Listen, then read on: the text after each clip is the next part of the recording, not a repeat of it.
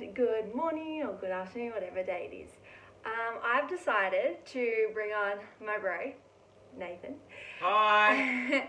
onto my Instagram. A, because he wants to find a girlfriend, so gals, he's single, and I want nieces or nephews. But also B is because I want to actually talk about body image, but from a male's perspective, because I feel like as females we have a lot of pressure on us and a lot of personal pressures as well, but also amongst society about looking a certain way and seeing a certain figure in regards to that. But then also we never really look at males because we think like males place so much pressure on us to look this type, but really males actually go through something very similar. So I actually wanted to bring on Nathan and speak about his journey and when he was growing up and some of the struggles he went through, because it was actually interesting because when he read my book, he actually was pointing out bits that he was like, I have done something similar to that. And I was like, what? You're a guy, like what are you talking about? And he goes, yeah, lots of guys go through this too. So Nathan, over to you. Thanks, Lauren. Thanks for having me on Instagram. I feel very privileged and proud. Body image. Okay, so my thoughts on the whole thing is that guys still go through similar body issues than what women do, females. A little bit different though. I found for me, if I speak from experience, it was all about what's a man supposed to look like. And you open up Sports Illustrated magazine, you have all these magazines, you've got guys that are like got biceps and bloody pecs and abs and all that type of stuff. And I think as a young man growing up, you kind of see these people and you almost put them on a bit of a pedestal, and you watch the movies and you see the Chris Hemsworth and those type of guys where you go, oh wow, Zac yeah, correct, right? That type of stuff, right? And that's what happens. You see women, a lot of girls go, oh, that's great, and then subconsciously guys go, well, I'm going to look like that because that's how I'm going to get a girl, or that's what a fit and healthy person looks like. But I think it's very surface, right? We can look the part. There's so many people that look fantastic in terms of muscle definition, but a lot of them are hurting inside. And I think it's just about really finding out what is a healthy body, because again, as we know, everyone, you preach about this, everyone's different, right? So just because we've got different makeups, right? Some guys store fat around their stomach, some guys store fat around their chest, others store fat elsewhere. I'm a wog, so I've got love handles, they're beautiful, right? Whereas I've got a lot of Australian mates that are like just skinny, and I've always was envious. And I think even growing up, it was always something, right? And we didn't really understand our body types. And growing up, I had a lot of friends that were real active and sporty, and so were I. But their metabolisms operated differently. Apart from the fact I had an ordinary shoveling past them my throat every couple of minutes. But and you didn't realise, so you sort of often go, these guys have got abs and they're healthy, and I'm not. I don't have it. I've got these little rolls. But if you look at like the makeup of our body, I was healthy, right? But I just didn't think, because you couldn't see abs, I thought I wasn't healthy. And I went through heaps of shit where I just I had this idea of this perfect body, and for me it was because I was insecure in myself. I thought that by getting the muscles and by doing this, I'd feel better, and I'd find a girl or whatever that would be. Clearly it didn't work. No, clearly not. Sorry, Nonna. So look, and even for me, guys have eating disorders and those type of things, but females tend to talk about shit a bit more, whereas guys tend to just close up. Like, it's often, you look at, from an outside perspective, you look at when girls catch up, they sit there and talk about emotions and feelings and all this stuff, and guys sit there and talk about bullshit, sport, whatever, because we fail to connect in, and we often don't have that platform to be able to talk to our mates. And it's changing, it really is. But back when I was younger, not that it was that long ago, but you never really spoke about, you never really spoke about that stuff. Like, it was like, you almost perceived as being weak, because you've got to put this strong persona on, and you've got to be tough and so forth. And for years I went through not eating properly and over exercising and overtraining in my mind to try and reach this perfect body that I'd be on the front of a men's health magazine for what? Like, it was just rubbish. Like, I was dying inside. I say this in a couple of my podcasts I've done, is like I'd eat food and then I'd go stand myself in the mirror and look and see how it changed. And like, if you look back now, you just laugh and you go, nothing's going to physically change in that time anyway, right? or you girls get bloated and all this stuff now. It's going to change Hey, a bit. you get bloating too, Yeah, I remember? get We're bloated talking too. about Yeah, this. yeah. But that was the thing, right? Because for me, I was just fixated on this perfect body, and what is perfection really? Again, we're all very different. So, personally, I went through a lot of that, and it took a lot of years to go. You know what? Let's shift that mentality now. You don't have to be this chiseled person. You just got to be healthy and happy in yourself. And healthy and fit people will have all different types of bodies. So it's like, well, what's right for you might be wrong for someone else, and right for someone and wrong, and so forth. So I think it's just coming to an understanding that, health and wellness is fundamental to anyone's life. And with me, it was understanding, I've gone to a point, I'm healthy, I'm fit, I'm happy. Yes, I don't have a six-pack, I might be a bit more of a four-pack, but, hey, I love my Buster. So I just think it's hard. It's hard to find that release. And I do a lot of work with younger guys now, it's changing, right? So guys are starting to open up, become a little bit more, I use the word vulnerable, and actually having a bit of a chat about it, because we're bottling all this fear and all this anxiety up, and eventually we just pop and we just can't handle it. We're not made to do that. Our body's constantly in fight or flight. That sympathetic nervous system, and back in the caveman days, it was fine when a saber-toothed tiger was chasing us. It'd last a bit and then we'd stop. Whereas now we're constantly in that state of fright, and it's just, your body can't go, and eventually disease comes along and you get sick. And I find it really interesting as well that, like, now as society's changing, there's a lot more diversity in regards to female bodies. Like, you do see girls with like bigger busts. They might have more of an hourglass figure. They're not the typical just very straight Beyonce, model. yeah. Yeah, like Beyonce, exactly, like powerhouse, like Kim Kimmy K, Kardashian. yeah, to an extent. Yeah, but that's not all real. No, to an extent. So I've been told. So you've been told. But when you look at males, like when we still look at magazines and stuff, there's only really one type of male figure that we really actually see. Like, you look at clothing companies and there's still really only that one typical male figure.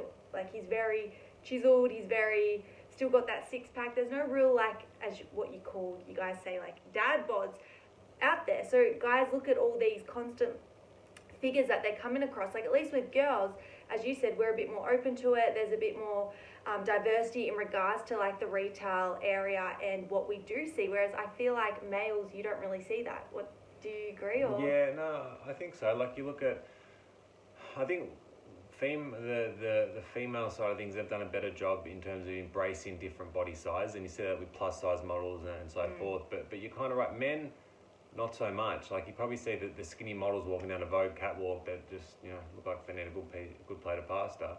And on the other hand, you see Liam and Chris Hemsworth on TV, like rah, so forth, or Hugh Jackman or something like that. You don't really. It's not often celebrated. A man's body that's outside of those sort of parameters. And if you think about it, it's probably 80% of men are outside of that parameter, right? It's probably only that 20%. And what a lot of people don't understand, and young guys don't understand, is to get to that stage is so much discipline, and that's great if that's what you want to do. But a lot of them miss out on life. They miss out on enjoying themselves and going out with mates and doing it because they're just so strict. Like, I've got friends that are in bodybuilding, and that it's an amazing thing they do, but it's like, I can't have this, I'm calorie counting this, I'm doing this, I'm doing this, and you kind of think, is it all worth it for what? For a physical look that I can sit there and I can move my pecs and so forth. And if you're training and that's your sport and that's your craft and that's your profession, I get it, that's great, and I encourage it. But for the everyday guy that's, living a life that's work, family, friends, it's just, you've got to be balanced, and you've got to get, some exercise in. We need physical exercise, but to be so hard and strict on yourself, like for so many years, I wouldn't have carbs. I'm like, no, fuck carbs, don't need them, blah, blah, blah, blah, blah, blah. And I look back now, I'm eating carbs. I'm like, is there much difference? Probably not. Maybe a little bit, but just train a little bit more. Like, it's good to be strict on your diet, because I think diet's a fundamental part of us. But again, it's balance. That's what it comes down to. Yeah. It's very interesting, and like, I think we put so much pressure on ourselves, especially females, but we never really look, or me personally, I never actually look at what guys actually go through, because I'm always so fixated on what we're going through. Like, females have to look this certain way, and like, we're all alone and we're so isolated, and males are almost like not the enemy, but and not the devil, but they're almost that. The devil? Okay, No, not please. not the enemy, but like this thing that's like putting this pressure on us because we feel like we She need wonders to. why she's still single. Anyway, but I just find it very interesting because I think that it is such an open conversation, or it should be, because a lot of the pressures and stuff that us females go through, males go through the exact same thing. Agree. And you know what's interesting, what I found as I get a little bit older, not that I'm old, so it's okay. But 32. 31.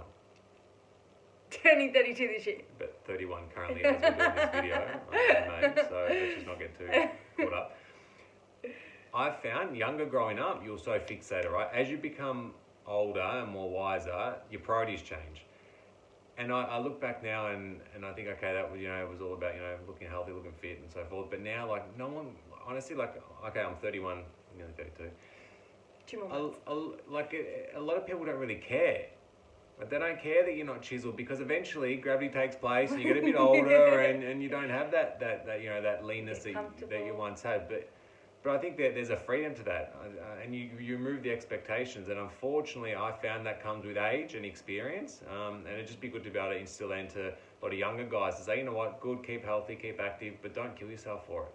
Yeah, 100%. And you've gone through your own health battles as well with your stomach issues and everything, and so have I. And it's interesting because I found that my turning point, or my pivotal moment through all this, was obviously everything that I went through, but when my health was taken away from me. So when I couldn't get out of bed because of energy and everything, I realized that it didn't matter what my body looked like, because at the end of the day, it didn't matter if I was size 6 or if I was a 16 or whatever. It didn't matter, because I couldn't get out of bed because I had no energy, because my health was gone. So it's like, you need to look after yourself to keep your health, because as long as you feel good within yourself, then life is going to be sweet. Like, life will be good for you. But as soon as you start to rock the boat a bit and your health starts to decline and you're not actually acknowledging that, that's when issues start to arise. I think it's the awareness too. It's really, really tricky. But if you can become aware of it, then you can perform actions to counteract it or counterbalance it. Whereas a lot of people, I don't think, become aware. They get so caught up in a toxic mindset, and that's all they're fixated on. And I think a really good friend, a really good network of friends and family and support, whatever that looks like for every individual person, is paramount to that. And having the discussions about how you feel, especially with guys, just open up, just have a chat.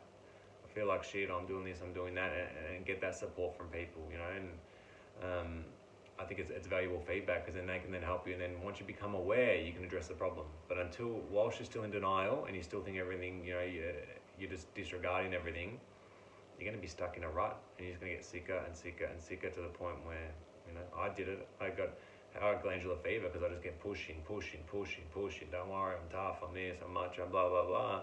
And then my body went, get fucked. See you later, get to bed. And then knocked me out for 3-4 months. I sat my year 12 exams at home. I sat everything. I was a mess. I lost like 15 kilos. Like, it was hard, but that was my fault, because I kept pushing instead of listening to my body and going, hang on, something's not right here. And tuning in. And it's hard, because we're so used to just being like, like, man up sort of thing. That's the term that we always use, is like, man up, you'll get better, keep pushing, stop being a wuss, stop being a sook, like, hurry up. But really, if your body is starting to give you those signals and those signs, we need to start actually tapping in and listening to that, to avoid what you've gone through and what I've gone through as well.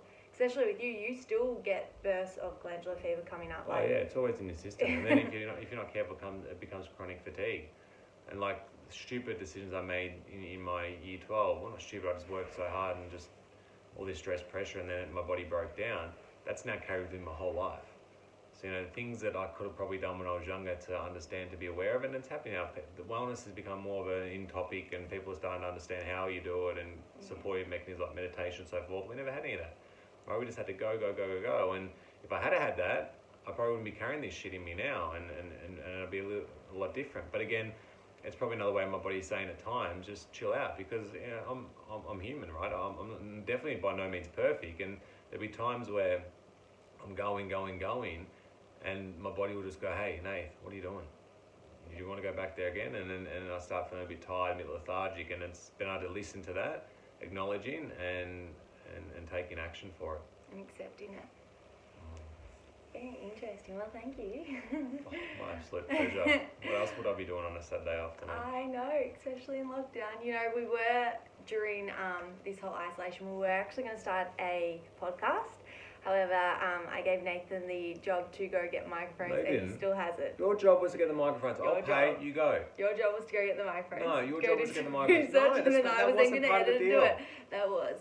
Anyway, so that might be in the works, maybe, depending if we can Nancy figure wants out. to listen to Lauren's voice. Like, she thinks she's amazing, but do you really want to listen to her shit? No. Well, you know what? I really don't care because I'm embracing who I am, and if my words help one other person, that's enough for me. That's But all we can do. also, if you just want to hear me on a podcast and not Nathan, that's totally fine. Nah, I'll I be the can do reason that. they want to tune in. You're kidding me. All right. Thank you, and have a lovely afternoon, and bye. Bye, everyone. Bye.